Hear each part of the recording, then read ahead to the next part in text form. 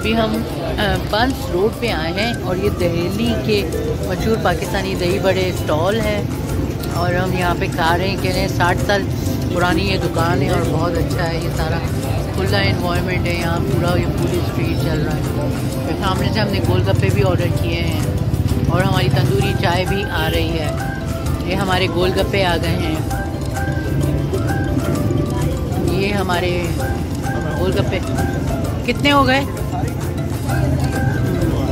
और ये देख सकते हैं सब लोग कितने मज़े से बाहर स्ट्रीट पे सब खाना वाना खा रहे हैं, स्टॉल लगे हैं। और ये जो है ये हमारी तंदूरी चाय है, कराची की तंदूरी चाय हमने ऑर्डर की। 100 रुपये की एक कटोरी है। सब लोग अभी चाय पी रहे हैं, सब लोग चाय, ये सब लोग चाय पी रहे हैं,